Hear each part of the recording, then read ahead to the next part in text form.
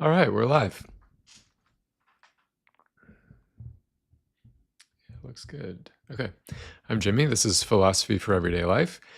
This is a Philosophy Hour live stream on Sam Harris's view of the self.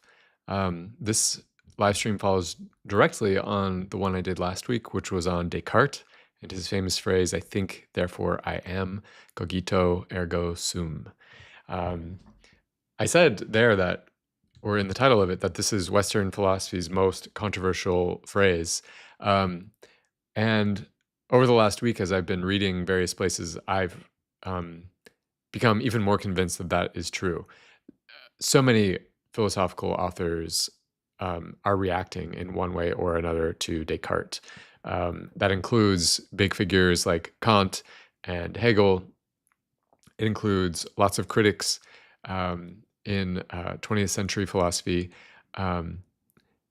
Descartes placed this very powerful argument, sort of this stake in the ground, and everyone has been navigating around it ever since. It's quite interesting.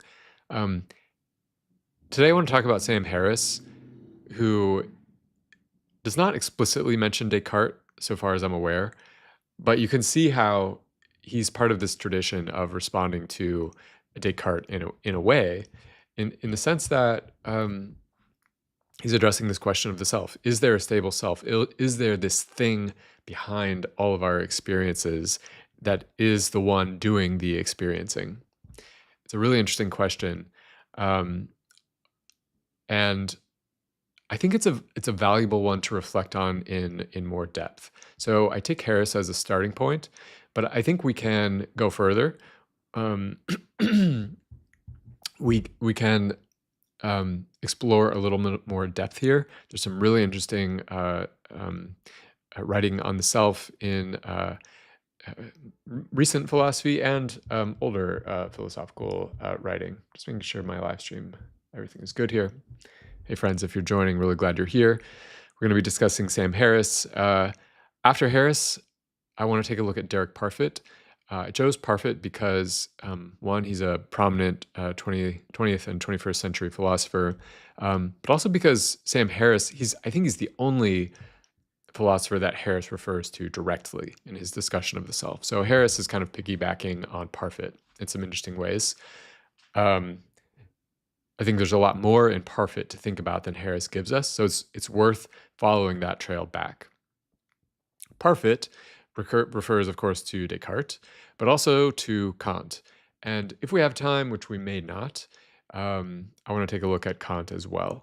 That may have to wait for another session. The challenge with Kant is that he uses some very specific vocabulary that's unique to him. So to really get a sense of what he's doing, you have to know how he's using the terms that he uses, and that may take a little more setup. But maybe we'll take a quick look at Kant as well.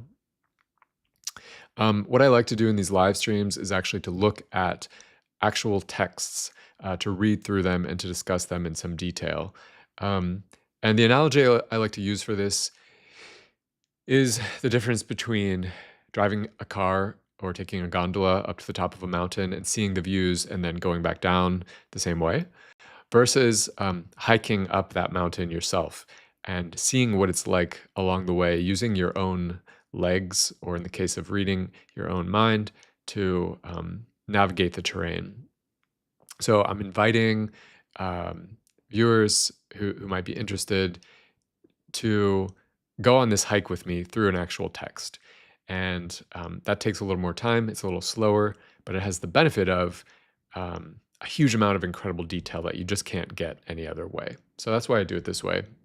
The theme of this channel is philosophy for everyday life. If you want to know more about what I mean by that, you can watch some of my earlier videos or head over to my Substack.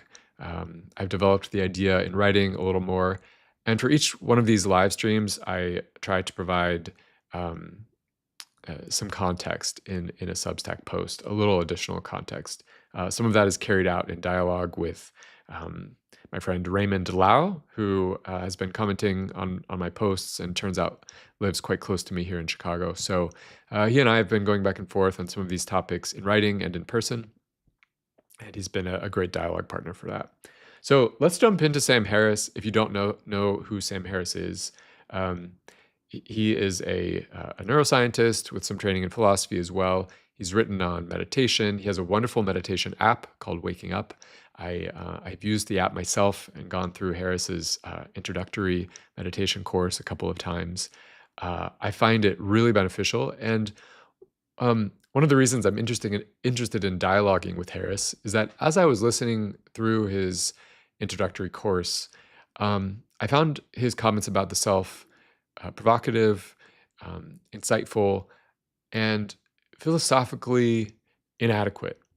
Even though I like much of where Harris lands, um, the rigor of his argument on a philosophical level strikes me as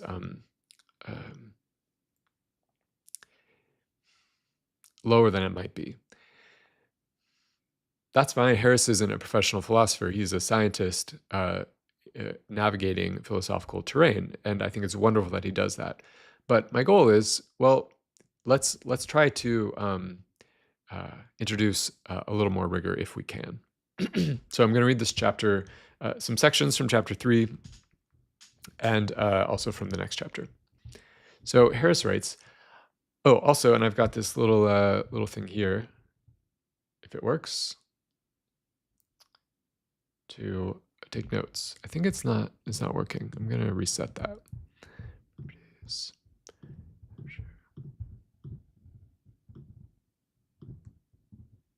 Okay, see if that works now. Yeah, okay, great. So I can maybe write some notes as we go. Thrill of the self. I once spent an afternoon on the northwestern shore of the Sea of Galilee, atop the mount where Jesus is believed to have preached his most famous sermon. It was an infernally hot day, and the sanctuary where I sat was crowded with Christian pilgrims from many continents. Some gathered silently in the shade, while others staggered about in the sun, taking photographs. As I gazed at the surrounding hills, a feeling of peace came over me. It soon grew to a blissful stillness that silenced my thoughts. In an instant, the sense of being a separate self, an I or a me, vanished. Everything was as it had been: the cloudless sky, the brown hills sloping to an inland sea, the pilgrims clutching their bottles of water. But I no longer felt separate from the scene, peering out at the world from behind my eyes. Only the world remained. This is Harris's first argument for the idea that the self is an illusion. So I'm just going to write this here. We're just going to say, okay, so Harris. He's got 3 arguments. And this is number 1. I'm going to call it the argument from experience.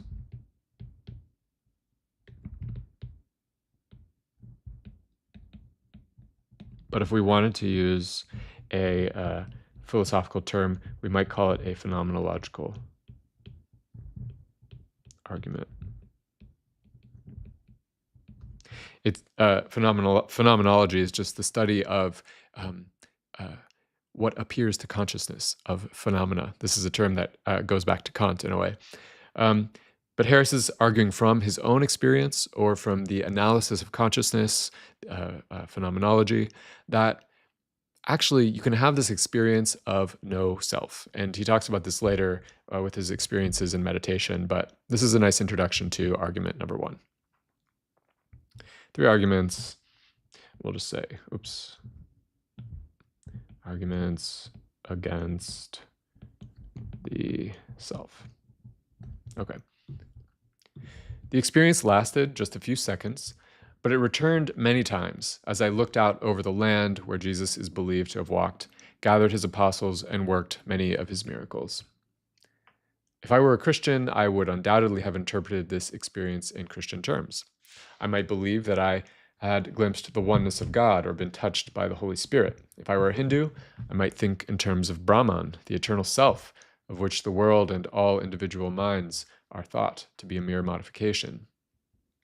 If I were a Buddhist, I might talk about the dharmakaya of emptiness, in which all apparent things manifest as in a dream. But I am simply someone who is making his best effort to be a rational human being. Okay, so Harris is suggesting no particular perspective, just rational human being. Consequently, I am very slow to draw metaphysical conclusions from experience of this sort. And yet, I glimpse what I will call the intrinsic selflessness of consciousness every day. This is how he puts it. Intrinsic selflessness of consciousness.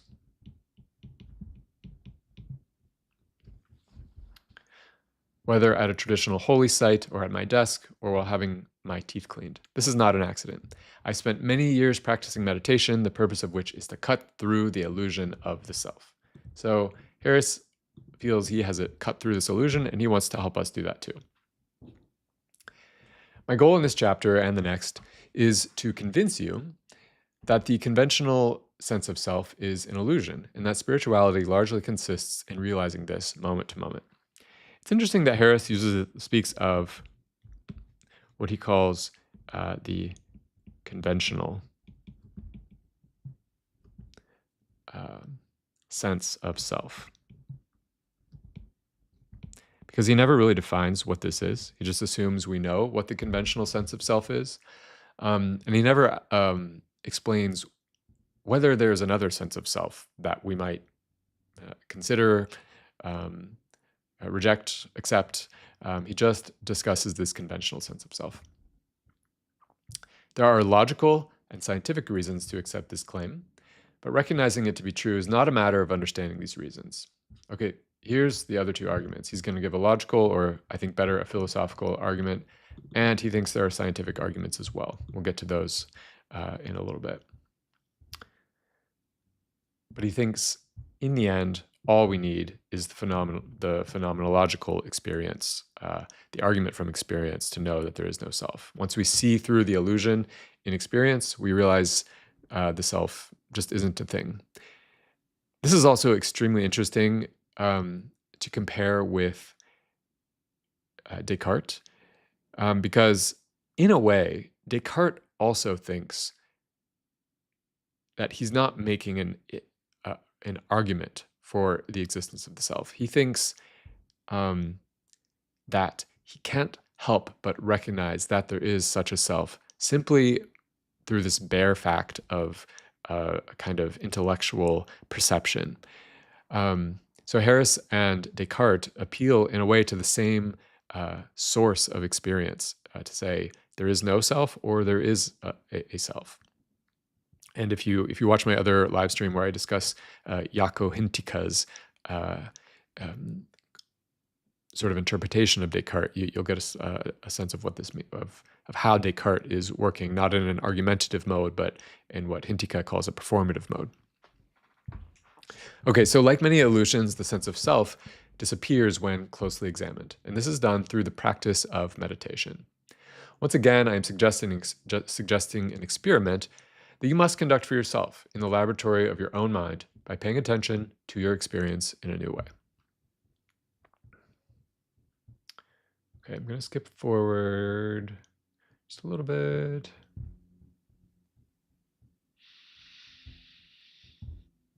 Okay, here's where Harris gets into argument number 2. Arguments from philosophy.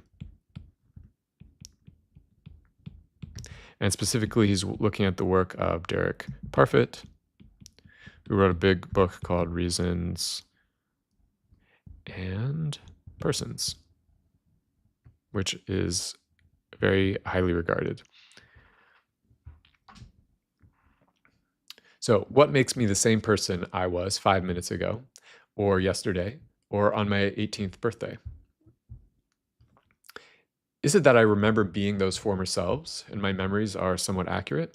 In fact, I've forgotten most of what has happened to me over the course of my life, and my body has been gradually changing all the while. Is it enough to say that I am physically continuous with my former selves, because most of the cells in my body are the same as or descended from those that made up the bodies of these younger men? these former selves. As we have seen, the split brain phenomenon puts pressure on the very idea of personal identity.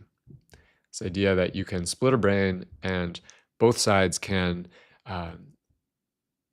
you basically have a fork in consciousness. Both brains or both brain halves remain conscious. So how is it that we can have a single self if the consciousness of a brain can be split in two? But things can get even worse. In a now famous thought experiment, the philosopher Derek Parfit asks us to imagine a teleportation device that can beam a person from Earth to Mars. Rather than travel for many months on a spaceship, you need only enter a small chamber close to home and push a green button, and all the information in your brain and body will be sent to a similar station on Mars, where you will be reassembled down to the last atom. Imagine that several of your friends have already traveled to Mars this way and seem none the worse for it. They describe the experience as being one of instantaneous relocation. You push the green button and find yourself standing on Mars, where your most recent memory is of pushing the green button on Earth and wondering if anything would happen. So you decide to travel to Mars yourself. However, in the process of arranging your trip, you learn a troubling fact about the mechanics of teleportation. It turns out that the technicians wait for a person's replica to be built on Mars before obliterating his original body on Earth. This has the benefit of leaving nothing to chance. If something goes wrong in the replication process, no harm has been done. However, it raises the following concern. While your double is beginning his day on Mars with all your memories, goals, and prejudices intact, you will be standing in the teleportation chamber on Earth, just staring at the green button. Imagine a voice coming over the intercom to congratulate you for arriving safely at your destination. In a few minutes, you are told, your Earth body will be smashed to atoms. How would this be any different from simply being killed? To most readers, this thought experiment will suggest that psychological continuity, the mere maintenance of one's memories, beliefs, habits, and other mental traits, is an insufficient basis for personal identity. Okay, so here's critique number one. I'm going to say psychological continuity is insufficient. It's not enough for us to feel that we have a continuous self that exists without rupture or break over time. Because here we have psychological continuity with this transportation to Mars experiment. But if you asked me now, you said, hey, I've already downloaded your consciousness to that person, that exact perfect replica over there on Mars. And now I'm going to destroy you and your body and your mind, your brain. Here, I would say, no thanks. Like, I'd rather not die.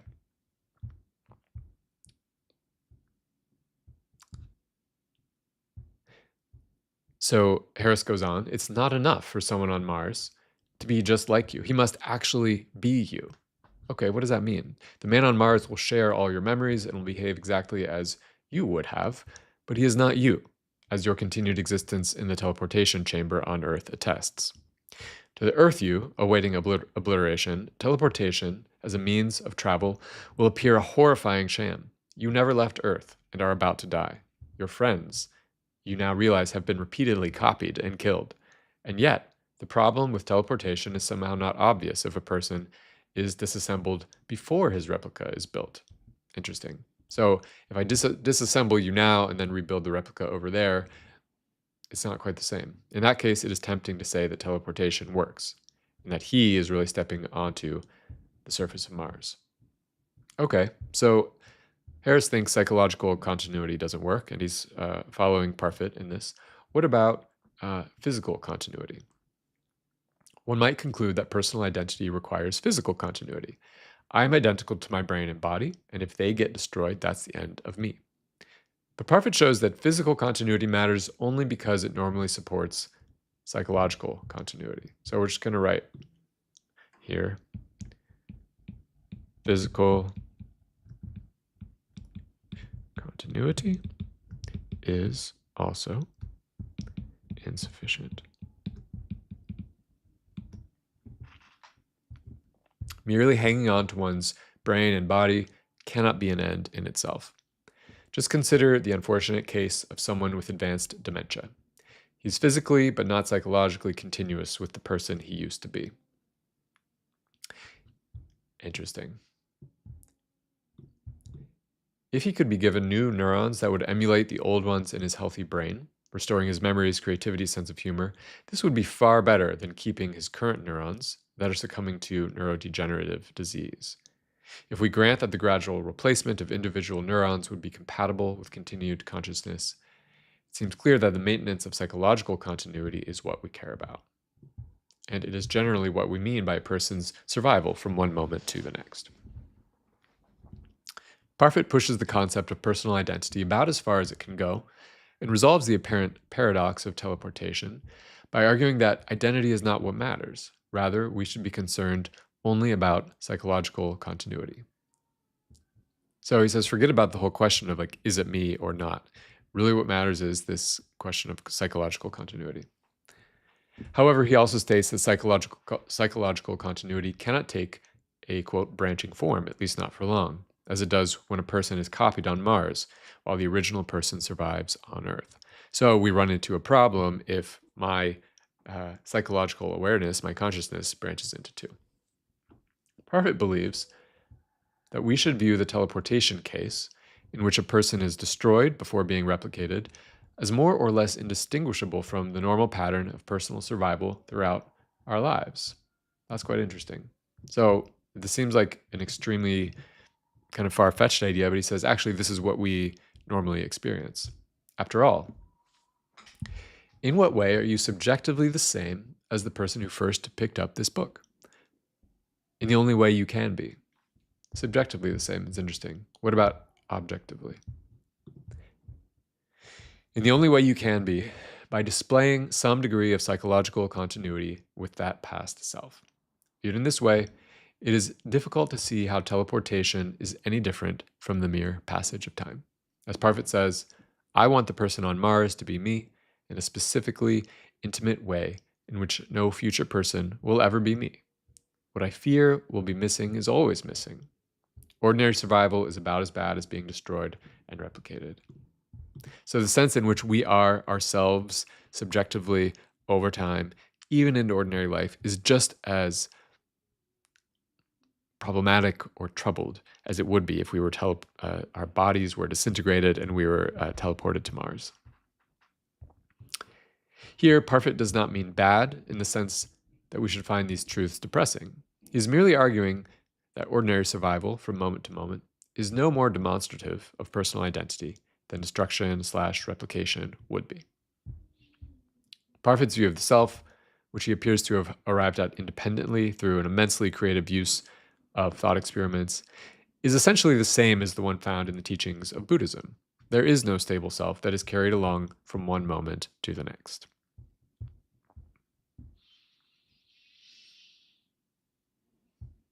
Okay, so this is, I think that's the end of Harris's arguments from philosophy. He's going to bring us back to the phenomenological argument now, which is the first argument. He says, I agree with most of what Parfit has to say about personal identity. However, because his view is purely the product of logical argument, it can seem uncannily detached from the reality of our lives. Like, how can we experience it? And if we can't really experience the self as illusion, what does that actually do for us? Although experience and meditation may not immediately resolve the teleportation paradox or make it clear why one should care about one's own future experience any more than that of a stranger, it can make these philosophical problems easier to think about.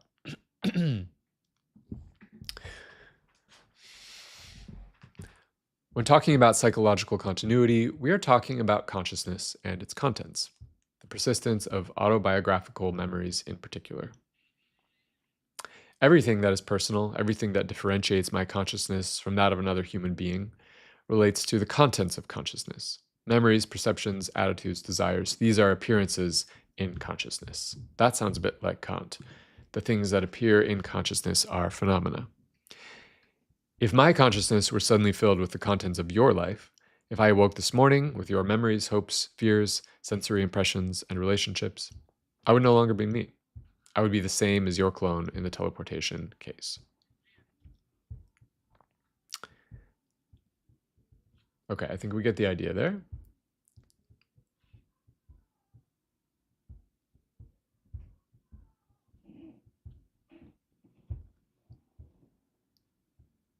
We can read about these experiments. We know from experiments, both real and imagined, that psychological continuity is divisible and can therefore be inherited by more than one mind. If my brain were surgically divided by calosotomy tomorrow, this would create at least two independent conscious minds, both of which would be psychologically continuous with the person who is now writing this paragraph. Okay, so you get the idea. Consciousness can be divided. Then if that's the case, the question of whether I would land in the left hemisphere or the right doesn't make sense, being based, as it is, on the illusion that there is a self bobbing on the stream of consciousness like a boat on the water. Subjectively speaking, the only thing that actually exists is consciousness and its contents. And the only thing relevant to the question of personal identity is psychological continuity from one moment to the next. Hey, Box Draper. As far as I'm aware, I'm not an expert in this kind of neuroscience, but yeah, the experiments appear to indicate that both halves stay conscious. But it would be interesting to look at what is the actual experimental evidence there. I actually don't know off the top of my head.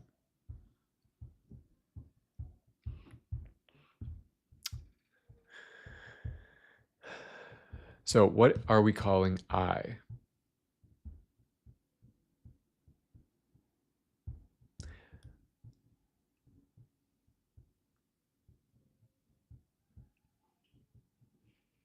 I think we can skip up here.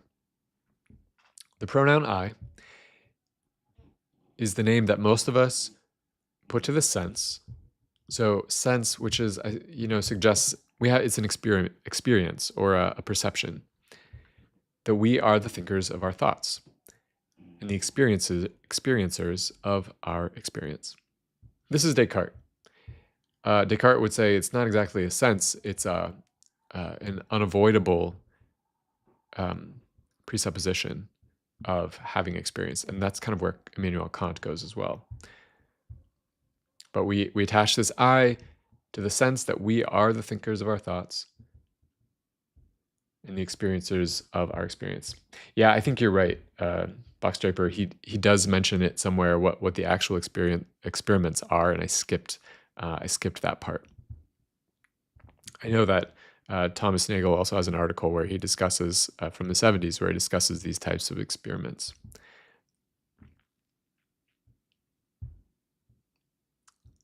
So it is the sense that we have of possessing rather than of merely being a continuum of experience. Possessing rather than being. We will see, however, that this feeling is not a necessary property of the mind. And the fact that people report losing their sense of self to one or another degree suggests that the experience of being a self can be selectively interfered with. We can interfere with this experience. Now, to anticipate Kant, who we may not get to today, Kant would say the experience is not the critical factor in whether there is a unity to consciousness, that there's something before and behind experience, which makes it possible for experience to happen at all. So I won't get into all the details of that right now, but I think this is one of the areas where we might want to question Harris, because he relies so heavily on this phenomenological argument that he potentially misses the force of some of what we might call the philosophical arguments. Obviously, there is something in our experience that we are calling I, apart from the sheer fact that we are conscious. Otherwise, we would never describe our subjectivity in the way we do, and a person would have no basis for feeling that she had lost her sense of self, whatever the circumstances. Nevertheless, it is extremely difficult to pinpoint just what it is we take ourselves to be. Many philosophers have noticed this problem, but few in the West have understood that the failure to locate the self can produce more than mere confusion. I think Harris underestimates the extent to which this question has been explored in Western philosophy. I suspect that this difference between Eastern and Western philosophy has something to do with the influence of Abrahamic religion and its doctrine of the soul. Christianity, in particular, presents impressive obstacles to thinking intelligently about the nature of the human mind, asserting as it does the real existence of individual souls who are subject to the eternal judgment of God. Yeah, R.C. Benway. I think you're exactly right. What we see as the self is an illusion. The ego is an illusion, albeit a necessity for living in society. It is the representation we use to represent the self. Absolutely. It's how we represent ourselves to ourselves subjectively. So it's constructed, and I think you're absolutely right. We can't, like, as soon as we step into society, we need to represent ourselves in some way if we want to participate. Otherwise, other people aren't going to know what to do with us. So we run into problems that way. But I do want to suggest, and again, this is anticipating Kant, that there may be different concepts here. We might be able to distinguish the self as it's constructed, the self as we experience it, and the self as something that may lie behind experience. I also want to ask, when he mentions Abrahamic religion, yes, I think this is a valid point. But also in Eastern religion, we have ideas of reincarnation, which seem to suggest a similar kind of substantive soul that sticks around from lifetime to lifetime. So I'm a little skeptical of this move to say, Western thought just kind of misses these truths that we can just so easily sort of pluck from the tree of Eastern thought. I think it's more complicated on both sides. What does it mean to say that the self cannot be found, or that it is illusory? It is not to say that people are illusory. Okay. Well, then what's a person? I think that's a question that Harris needs to answer for us if he wants to distinguish between the self and a person. I see no reason to doubt that each of us exists. What exists? Or that the ongoing history of our personhood can be conventionally described as the history of ourselves. Okay, conventionally. But the self in this more global biographical sense undergoes sweeping changes over the course of a lifetime. Sure. While you are in many ways physically and psychologically continuous with the person you were at age 7, you are not the same. Your life has surely been punctuated by transitions that significantly changed you. Okay. Here I think he's saying things that are fairly obvious, which is that we change over time. We have our biographical self, if we want to use that term, has a narrative with ups and downs and developments. Marriage, divorce, college, military service, parenthood, bereavement, and so on. Each of us knows what it is like to develop new capacities, and so on. It is convenient to ascribe these changes to the self. That is not the self I am talking about. Okay, so, to come back to this idea of a conventional sense of self, darn it, this keeps switching to the eraser.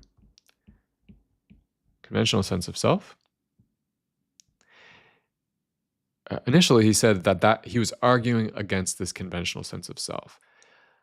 But now it sounds like he's saying, no, I'm not talking about the conventional sense of self. I'm talking about this other thing. The self that does not survive scrutiny is the subject of experience in each present moment.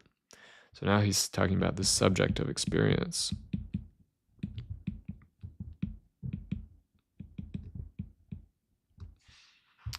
The feeling of being a thinker of thoughts inside one's head, the sense of being an owner or inhabitant of a physical body, which this false self seems to appropriate as a kind of vehicle, even if you don't believe such a homunculus exists, perhaps because you believe on the basis of science that you are identical to your body and brain rather than a ghostly resident therein. you almost certainly feel like an internal self in almost every waking moment. And yet, however one looks for it, this self is nowhere to be found. It cannot be seen amid the particulars of experience, and it cannot be seen when experience itself is viewed as a totality. Thank you.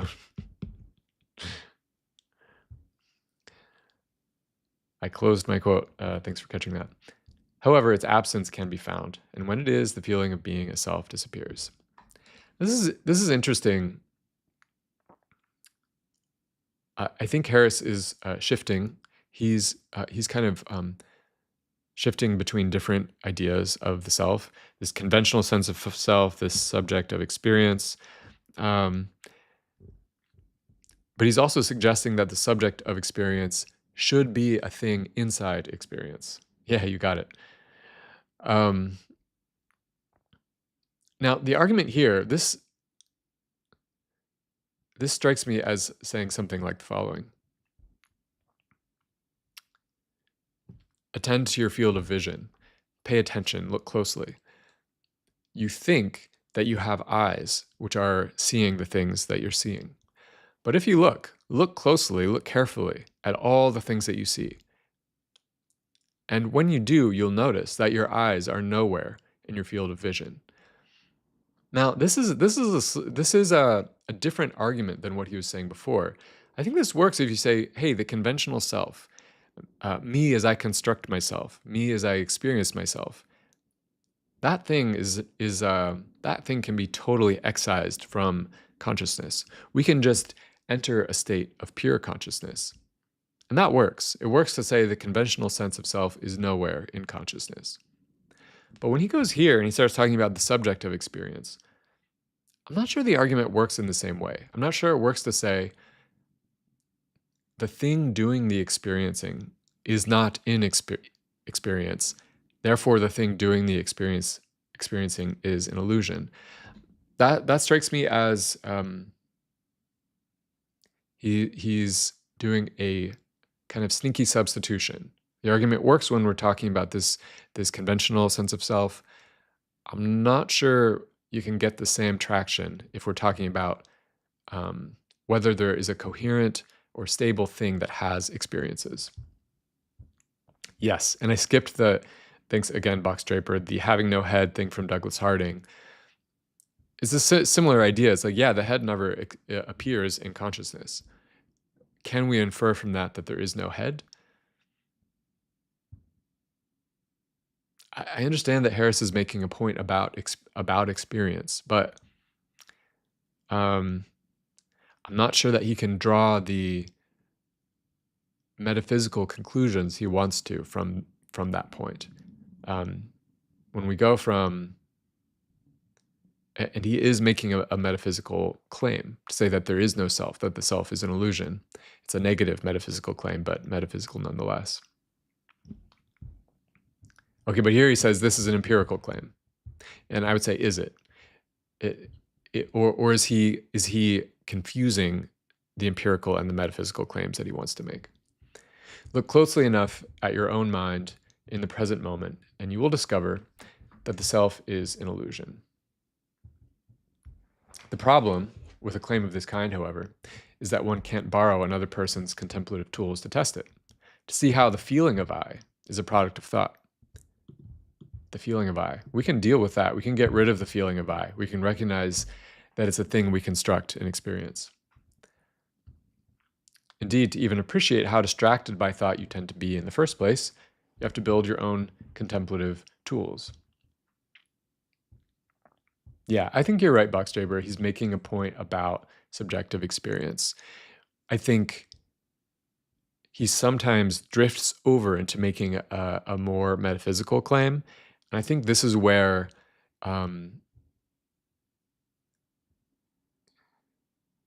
Harris, on a philosophical level, is just a little bit less precise than he could be.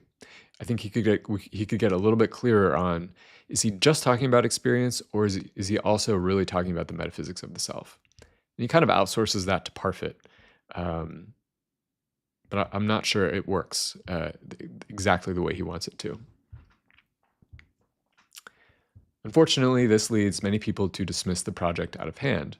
They look inside, notice nothing of interest, and conclude that introspection is a dead end. I think we can stop here. To determine whether certain experiences are possible, we have to be able to use our attention in the requisite way. So he's advocating learning how to meditate. Primarily, that means learning to recognize thoughts, as transient appearances in consciousness, and to no longer be distracted by them, if only for short periods of time. This may sound simple enough, but actually accomplishing it can take a lot of work. Unfortunately, it is not work that the Western intellectual tradition knows much about.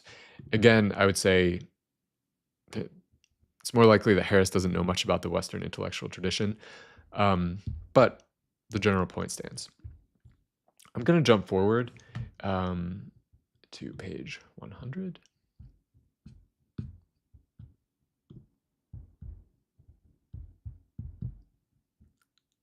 No.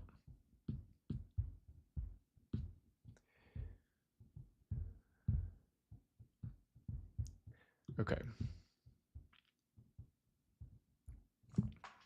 He talks about thinking and whether thinking is the same as the self. Thinking is indispensable to us. It is essential for belief formation, planning, explicit learning, moral reasoning, and many other capacities that make us human. Thinking is the basis of every social relationship and cultural institution we have. It is the foundation of science, but our habitual identification with thought is a primary source of human suffering. It also gives rise to the illusion that a separate self is living inside one's head. A separate self is living inside one's head. Now, is that the idea of the self? Is that the philosophical idea of the self, for example?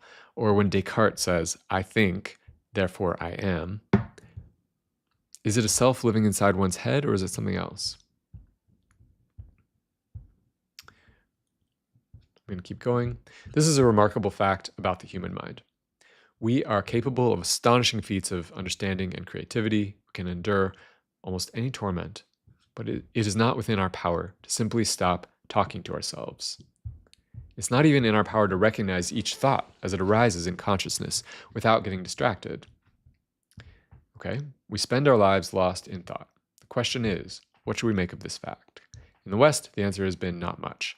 In the East, especially in contemplative traditions like those of Buddhism, being distracted by thought is understood to be the very wellspring of human suffering.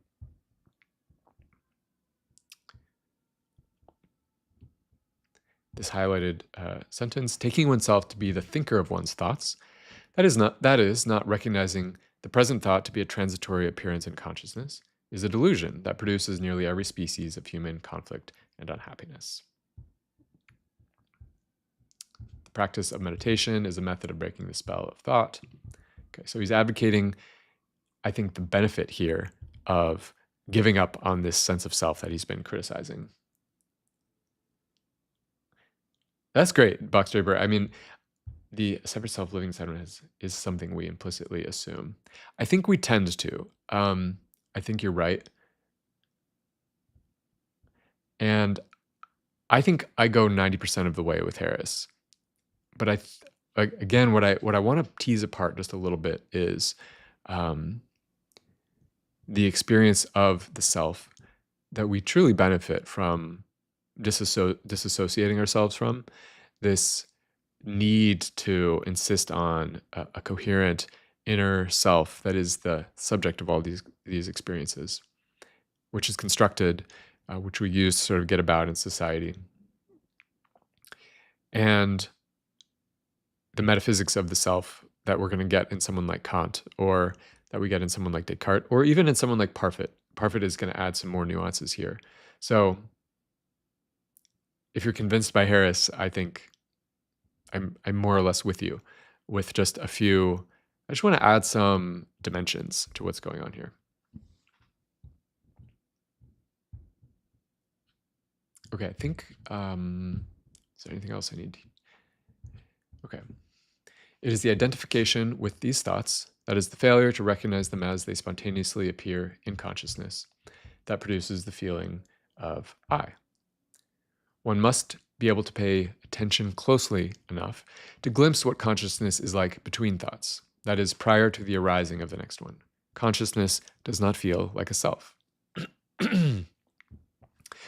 Once one realizes this, the status of thoughts themselves as transient expressions of consciousness can be understood. Okay, I want to skip forward again to page 115. This is where I think he gives his third argument. And I'm sure this argument shows up elsewhere in the book. This is just a nice summary. Penetrating the illusion. So I'll skip over here. Argument number 3. I would say this is the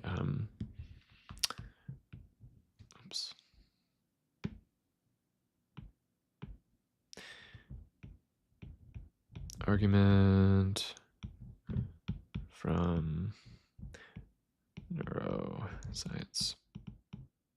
I guess we can call this the scientific argument. So we have a phenomenological argument, we have a philosophical argument, or logical, and a scientific argument. As a matter of neurology, the sense of having a persistent and unified self must be an illusion, because it is built upon processes that, by their very nature as processes, are transitory and multifarious.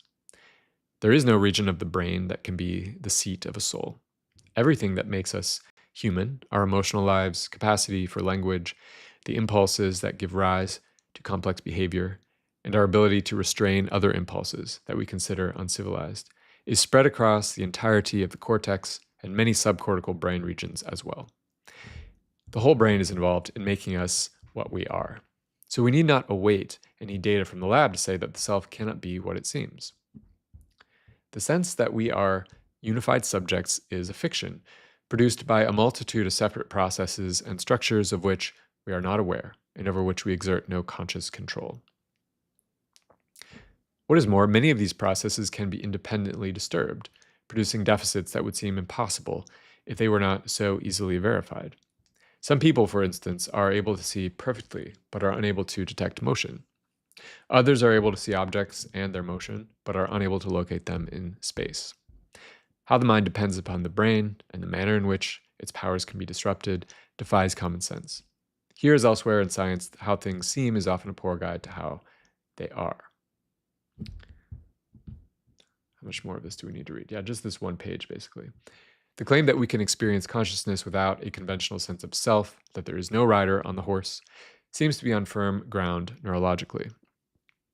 Whatever causes the brain to produce the false notion that there is a thinker living somewhere inside the head, it makes sense that it could stop doing this. And once it does, our inner lives become more faithful to the facts.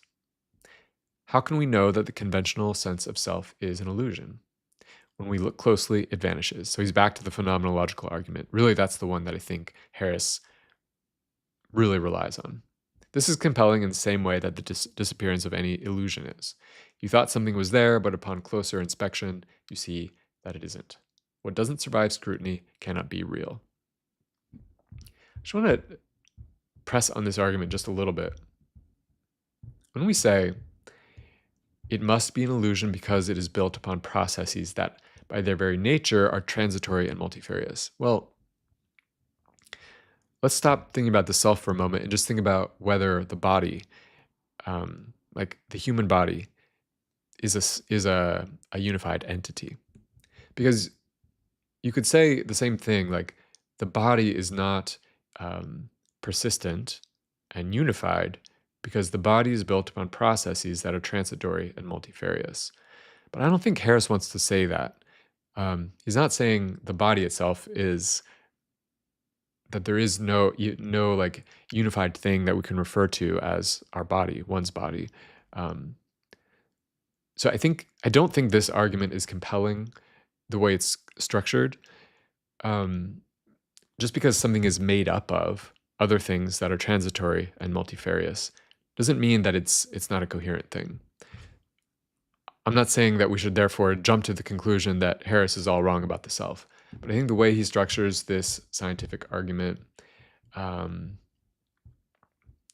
it really stands or falls on whether you go with his point about the phenomenology. And I think that argument works. It works as far as this subjective self goes, this ego that we construct. But Harris admits that it doesn't necessarily mean we have to get rid of our sort of narrative biographies. And he seems to suggest that it goes a step further, and that because we get rid of this conventional subjective self, that this entitles him to make a metaphysical point that there is no self, just period. I'm not sure he's entitled to make that point based on the arguments that he provides. Again, that doesn't necessarily mean there is such a thing, but I'm just trying to complicate the things that he's saying here just a little bit. I think I just have one more page that I want to look at.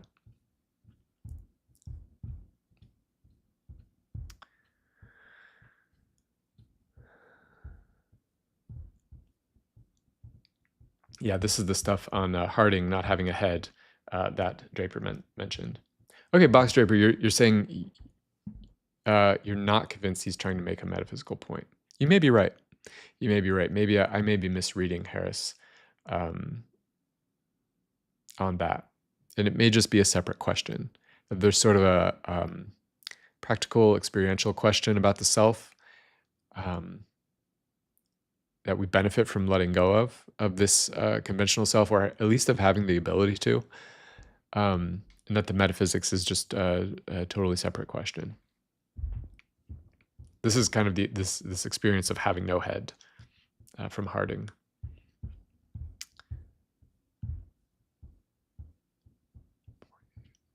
Okay, this is the last thing I want to look at, the paradox of acceptance. It would seem that very few good things in life come from our accepting the present moment as it is. Yeah, he's sort of agnostic on the metaphysics. I appreciate that. I think that's a responsible, honest position for Harris to take.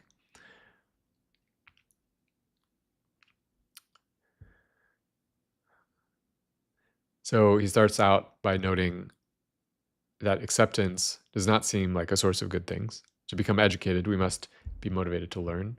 To master a sport requires that we continually improve our performance and overcome our resistance to physical exertion. To be a better spouse or parent, we often must make a deliberate effort to change ourselves. Merely accepting that we are lazy, distracted, petty, easily provoked to anger, and inclined to waste our time in ways that we will later regret is not a path to happiness. And yet, it is true that meditation requires total acceptance of what is given in the present moment. If you are injured and in pain, the path to mental peace can be traversed in a single step. Simply accept the pain as it arises, while doing whatever you need to do to help your body heal. Incidentally, Marsha Linehan, the founder of dialectical behavioral therapy, uses this idea that the first step toward change is radical acceptance. It's really beautiful the way she discusses that. And Harris, I think, is onto something similar. If you are anxious before giving a speech, become willing to feel the anxiety fully, so that it becomes a meaningless pattern of energy in your mind and body. Embracing the contents of consciousness in any moment is a very powerful way of training yourself to respond differently to adversity. However, it is important to distinguish between accepting unpleasant sensations and emotions as a strategy, while covertly hoping they will go away, and truly accepting them as transitory appearances in consciousness. Only the latter gesture opens the door to wisdom and lasting change. The paradox is that we can become wiser and more compassionate and live more fulfilling lives by refusing to be who we have tended to be in the past. But we must also relax, accepting things as they are in the present as we strive to change ourselves. I think this is a beautiful page. I'm fully on board with this sort of practice, this way of learning to change through the practice of acceptance. But the question I would want to ask Harris, and maybe he's addressed this elsewhere in interviews or other writings, but when he says at the end that we must accept things as they are in the present as we strive to change ourselves. What self is he talking about when he says that? Um, Maybe he would want to go sort of the path toward a sort of a Buddhist paradox where you change the self by recognizing that there is no self. But it seems like in the end, Harris is presupposing some idea of the self. And I would just want to know, what is that? What is this thing that you're presupposing, that you're inviting us to consider changing? And Box Draper says, I've never understood this. How do I truly accept things as they are while staying motivated to change? Yeah, there's also a paradox there. I mean, it almost strikes me that truly accepting something is a change, is a radical change. Like if I stop fighting against these, feelings that I might have, or fighting against circumstances, and radically accept it, I've already made actually a pretty dramatic change by ceasing to fight and resist. And sequentially, from that point, I can view the possibility of change in a new way. So you can't accept and change maybe at exactly the same moment in exactly the same way. But in accepting, we make a change that opens up new possibilities of change or new ways of seeking to change. That's my best attempt, but I'm curious if that resonates or not. Okay, so this is Sam Harris. Like the practical takeaway, I have no quibbles with. I'm totally with Harris in terms of the practice of meditation, recognizing that we're not identical with our thoughts or emotions. We can separate these things out and recognize that it's an illusion in a sense that these things are us, and that frees us from them. And that's beautiful. It's wonderful. I think his argument sometimes suggests a metaphysical claim that I think he is maybe going too far. And I also find here at the end that it sounds like he's still presupposing some idea of the self. And it doesn't seem like he's fully justified in doing that. So this is where I land with Sam Harris. I'm at an hour. I may just take a quick look at a couple passages from Derek Parfit. This book is quite long, and there's a lot here that could be discussed. But maybe what we want.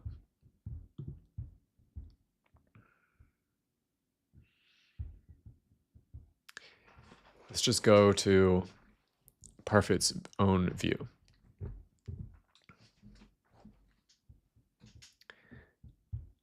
So he's engaging here with, all right, Derek Parfit. He's engaging with a philosopher named Thomas Nagel.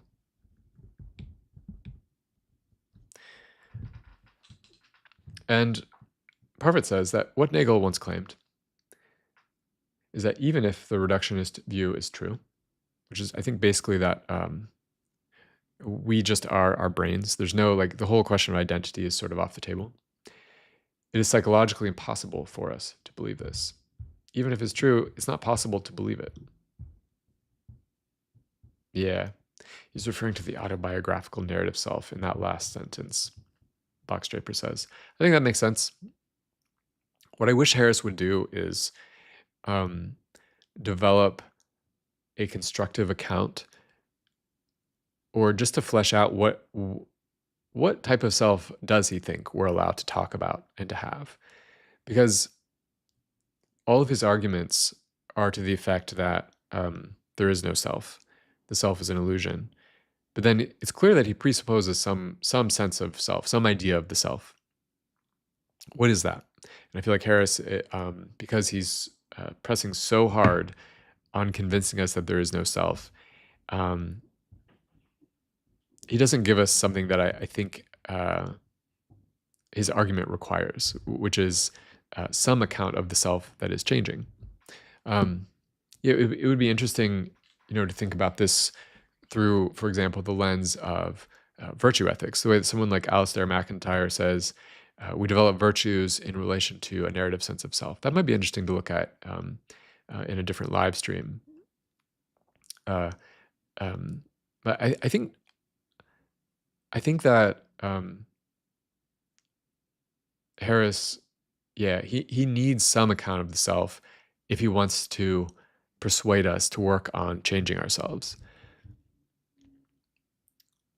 But I also wonder if Buddhism has he could be more clear. I think so. And, I think the reality is Harris is not a philosopher. He's a scientist. So he's a scientist exploring philosophical questions. And that's great. But I think we can also ask him, it's the responsibility of other people with training in the discipline of philosophy to hold someone like Harris accountable to his own arguments.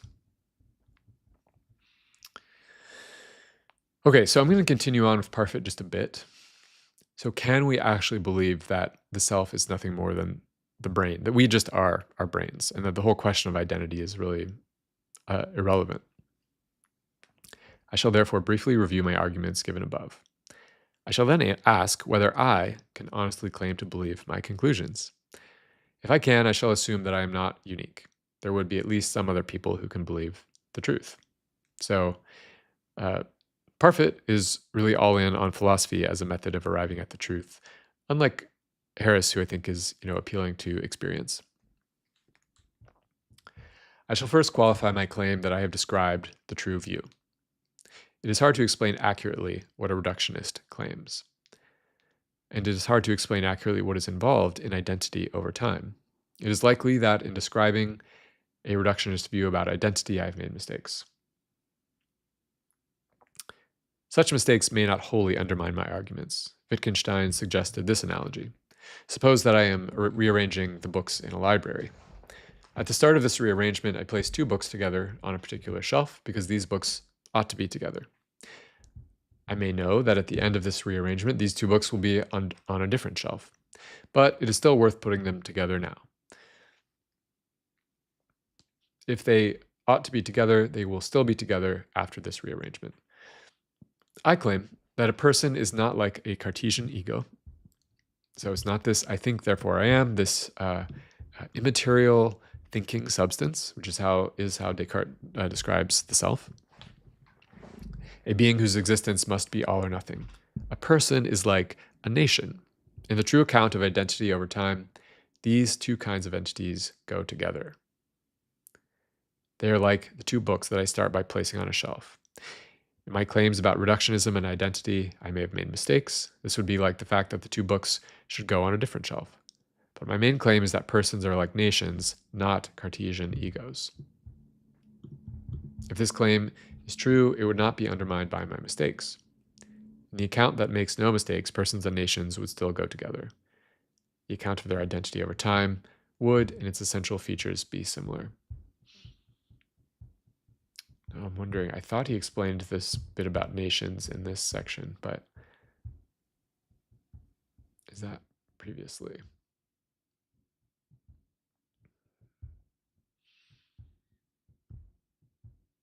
Yeah, okay. I need to read right here.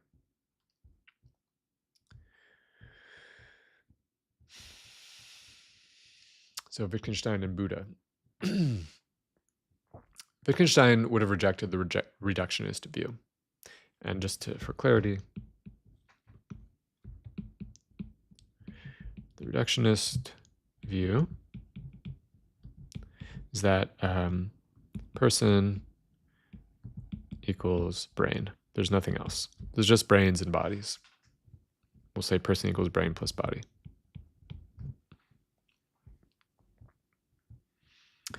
So Wittgenstein believed that our concepts depend on the holding of certain facts, and that we should not consider imaginary cases where these facts no longer hold. The arguments for the reductionist view appeal to such cases. They depend on these thought experiments, like the teleportation to Mars example. This disagreement is only partial. Most people have beliefs about these imaginary cases. As I have argued, these beliefs imply that we are separately existing entities, distinct from our brains and bodies, and entities whose existence must be all or nothing. A reductionist's main claim is that we should reject these beliefs. There is no separate thing. Wittgenstein would have agreed. Given this agreement about this claim, I need not discuss Wittgenstein's view or some other similar views, such as that advanced by Huygens.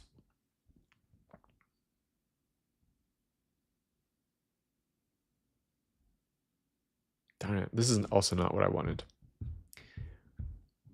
Okay, I'm just going to read a little bit further here, and then I think I'll wrap it up. So I distinguish two views about the nature of a person. On the non-reductionist view, a person is a separately existing entity. So we'll put this like this. Non-reductionist view. Person is not the same as brain plus body. It's some other thing. On the best known versions of this view, a person is a Cartesian ego. On the reductionist view that I defend, persons exist. And a person is distinct from his brain and body and his experiences, but persons are not separately existing entities.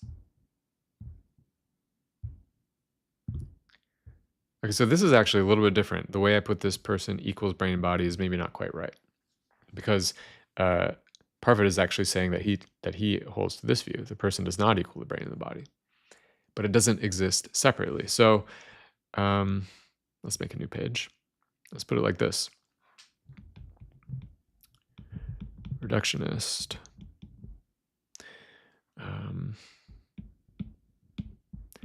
Non-reductionist. So the non-reductionist view, held by someone like Descartes, that there's the person. We have the brain and body here. Somehow they're related. It's kind of this mind-body problem.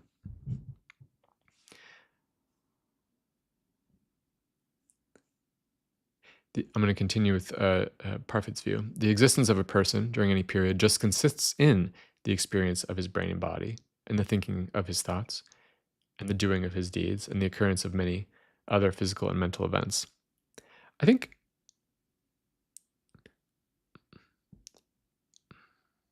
he's saying something almost like this. The person encompasses the brain and body, but never exists brain and body. That's not quite right, because it suggests that the person contains the brain and body, but it's almost like something that supervenes on the brain and body. I'll leave it at that as sort of a like halfway accurate explanation for now. Since these views disagree about the nature of persons, they also disagree about the nature of personal identity over time. On the reductionist view, personal identity just involves physical and psychological continuity. That's what Sam Harris was talking about. As I argued, both of these can be described in an impersonal way. These two kinds of continuity can be described without claiming that experiences are had by a person. A reductionist also claims that personal identity is not what matters. This is, I think, a point that Harris would agree with as well. Personal identity just involves certain kinds of connectedness and continuity, when these hold in a one-one form. These relations are what matter, certain kinds of connectedness and continuity.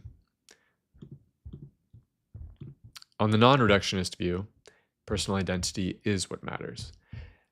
And it does not just involve physical and psychological continuity. It is a separate, further fact, which must, in every case, either hold completely or not at all. Psychological unity is explained by ownership. The unity of consciousness at any time is explained by the fact that several experiences are being had by a person. And the unity of a person's life is explained in the same way. These several claims must, I have argued, stand or fall together. So the non-reductionist view, the Cartesian view, this one, it has all of these positions that either have to all be there or none of them are there.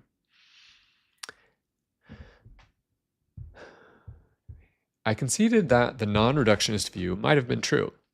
There might, for example, have been evidence supporting the belief in reincarnation. But there's in fact no good evidence for this view and much evidence against it. Some of the evidence is provided by the actual cases of divided minds. So there are some experiments that show this. Because their hemispheres have been disconnected, several people have two streams of consciousness, in each of which they are unaware of the other. We might claim that in such a case, there are two different people in the same body. That's fascinating. This treats such cases as being like the imagined case where I divide, which I review below. Our alternative is to claim about these actual cases that there is a single person with two streams of consciousness. I'm going to skip this paragraph. Though they raise this problem for the non-reductionist view, these cases of divided minds are only a small part of the evidence against this view. There is no evidence that the carrier of psychological Box Draper, yeah, I'm glad you found it. What is my project? Do I stream often? Will you make shorter videos out of these streams? Is there an end goal? My project in live streams like this is making somewhat more challenging philosophical ideas publicly available and accessible. I stream once a week as of now. I have not made shorter videos out of the streams, but that's a good idea. I've thought about it. I just haven't gotten around to it. My broader goal is to invite people into philosophy as a practice or a way of life, something that informs our everyday lives. And that includes reading texts, but also conversation. And, I'm not sure what else. I'm still exploring that. But that's the gist. That's sort of what I'm going for. So I hope that helps. And I appreciate the comments and questions.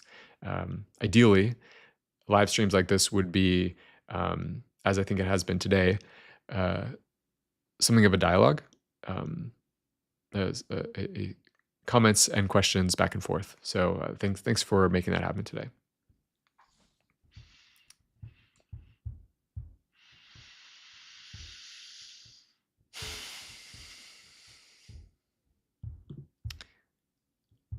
So he's not into this non-reductionist view. And the reductionist central claim is that we are not separately existing entities distinct from our brains and bodies. Awesome. Box Draper, I hope to see you again.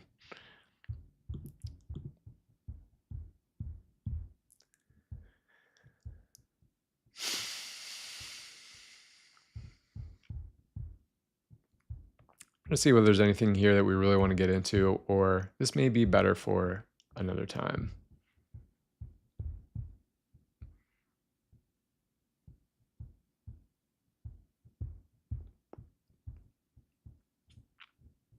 I think I can more properly get into Parfit in a separate discussion.